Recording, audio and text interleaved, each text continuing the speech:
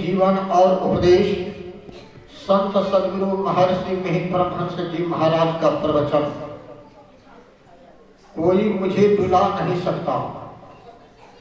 मैं पहले शाक्त धर्म के गुरु का शिष्य था, परंतु मैं अध्यात्म ज्ञान कुछ नहीं रखता था।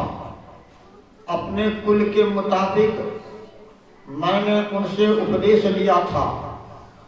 जब कुछ समझ बूझ हुई तो मैंने दरिया साहब, जो बिहार के आरा जिले के रहने वाले थे,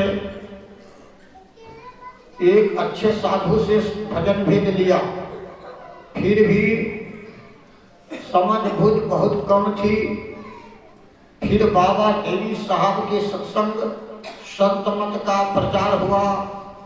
मैं नहीं जानता था कि संत मत क्या है। मैं उसका विरोध भी करता था। अपने गुरु के पास रहकर संत मत के एक सत्संगी थे, धीरजलाल गुप्त जी।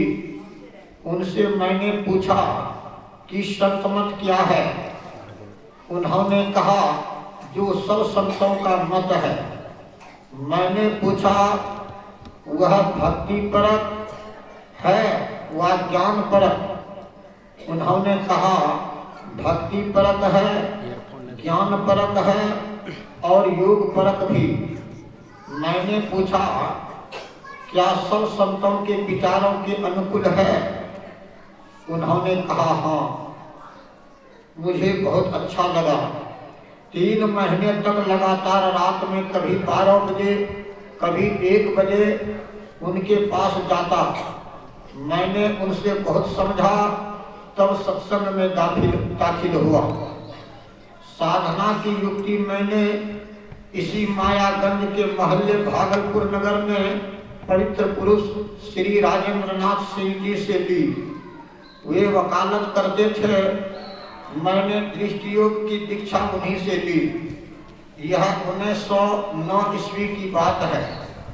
इसी वर्ष बाबा देवी साहब भी यहाँ मायागंज के सत्संग मंदिर में आए थे।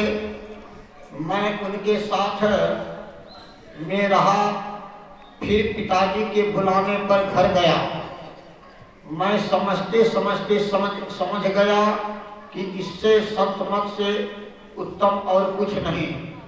ऋषि मुनियों के वाक्यों के अनुकूल और संतों के अनुकूल यह बात है। वेद में इस बात का पता लगा। इसके लिए मैंने वेद दर्शन योग नामक पुस्तक लिखी। उपनिषद में पता लगा, उसकी सत्संग योग नाम से लिखित पुस्तक है।